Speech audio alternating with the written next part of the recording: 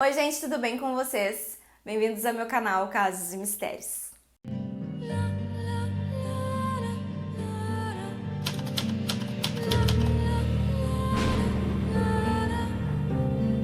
José Augusto do Amaral nasceu no dia 15 de agosto de 1871 em Conquista, em Minas Gerais. Seus pais eram escravos africanos do Congo e Moçambique e haviam sido comprados pelo Visconde de Ouro Preto. O José ele chegou a servir na Brigada Militar e também chegou a se alistar para a Marinha. Só que ele sempre desistia, ele nunca ficava muito tempo.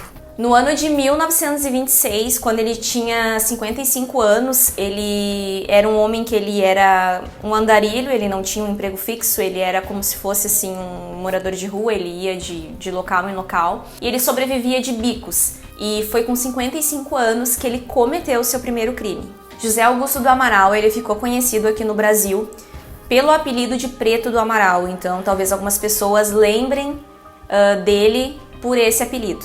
No dia 13 de fevereiro de 1926, um menino de 9 anos, o nome dele era Rocco, ele estava trabalhando de engraxate e no final do dia, quando o tempo estava se fechando, prestes a chover, ele recolheu suas coisinhas e decidiu ir embora para casa.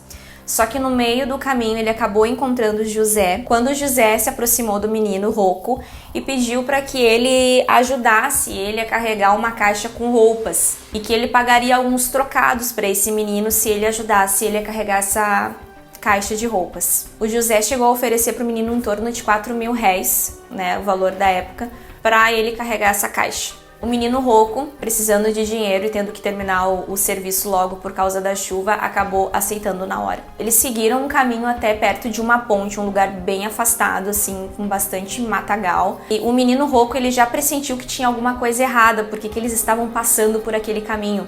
Só que antes do menino Rocco poder falar algo ou simplesmente se dar conta e fugir, o José acabou atacando o menino. José atacou o Rocco e acabou estrangulando ele até que o menino desmaiasse. Só que antes do José cometer o ato sexual, acabou que passou um carro na hora e o José ficou muito assustado que alguém visse o que ele estava fazendo e acabou saindo correndo. Alguns minutos depois, o Rocco acabou acordando. Ele não tinha morrido, ele tinha apenas perdido a consciência, ele acordou, saiu correndo dali e ele acabou abordando duas moças que passavam e pediu ajuda e essas moças levaram ele para casa. Chegando em casa, o menino ele contou para os pais o que tinha acontecido, só que os pais acharam melhor não ir até a polícia, decidiram deixar quieto. O Preto do Amaral, ele jurava que tinha matado o menino. Então, no dia seguinte, ele foi até o viaduto, ele foi até o local onde ele tinha deixado o menino, achando que ia encontrar o corpo, que ia conseguir satisfazer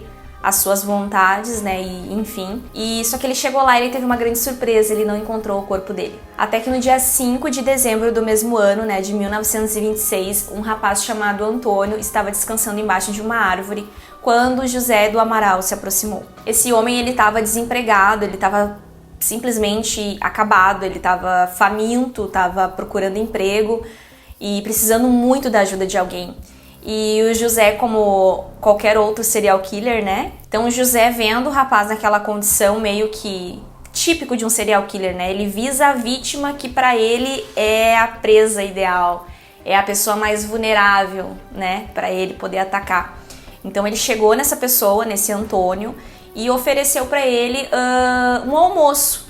Se ele não queria ir até o bar da esquina para almoçar com ele, que ele pagaria o almoço. Claro que em troca desse almoço, ele ofereceu para esse homem, o Antônio, um serviço, e que ele também seria pago pelo serviço. Além do almoço, ele ainda seria pago pelo serviço. Novamente, eles se deslocam para um local, e um local bem suspeito. Antônio também já começa a ficar meio desconfiado, só que antes dele falar qualquer coisa, o Preto do Amaral acaba atacando ele. Já no dia 24 de dezembro do mesmo ano, a sua próxima vítima foi José Felipe, de 12 anos. No dia 1º de janeiro do outro ano, de 1927, ele fez outra vítima, Antônio Lemes, de 15 anos. Essa última vítima, que foi esse menino Antônio Lemes, ele usou a mesma estratégia. Ele viu que era uma pessoa vulnerável, convidou o menino para ir almoçar com ele num bar e eles foram almoçar num bar. Em seguida, ele acabou matando o menino. Só que dessa vez, a polícia já estava investigando essas mortes misteriosas e nesse caso desse Antônio Lemes, a polícia acabou tendo muitas testemunhas que viram o menino indo até o bar almoçando com esse homem, onde essas pessoas sabiam quem era esse homem, deram todas as características, inclusive o nome dele. Então acabou não demorando muito pro Preto do Amaral ser pego, né? Então logo em seguida ele foi capturado pela polícia e não demorou muito para que ele confessasse os demais crimes. O menino Rocco, que foi a primeira quase vítima dele, acabou sendo interrogado, acabou sendo levado até a delegacia para poder identificar, para ver se era aquele homem que teria tentado matar ele aquela vez. E ele também foi uma testemunha muito forte e que realmente confirmou, foi ele mesmo que tentou me matar. Enquanto preso, o Josélio foi submetido a exames físicos e psiquiátricos. Foi concluído que ele se tratava de um criminoso sádico, necrófilo e pedófilo. José era analfabeto, porém tocava instrumentos musicais de ouvido e tinha uma excelente memória. Ele alegava que tinha alucinações depois de cometer os crimes. Ele nunca se mostrou ter se arrependido de nenhum de seus crimes. Preto do Amaral, ele nunca chegou a ser julgado e acabou morrendo antes. Ele tinha febres constantes e dores reumáticas. Ele acabou falecendo de tuberculose no dia 2 de julho de 1927, aos 55 anos. E é isso, gente. Espero que vocês tenham gostado do vídeo de hoje. Se você gostou, se você já conhecia essa história, se vocês querem mais sobre serial killers brasileiros, deixem aqui nos comentários. Não se esqueça de se inscrever aqui no canal se você não é inscrito, de curtir esse vídeo se você gostou e me seguir lá no Instagram casos.mistérios. E eu vejo vocês no próximo vídeo. Um beijo!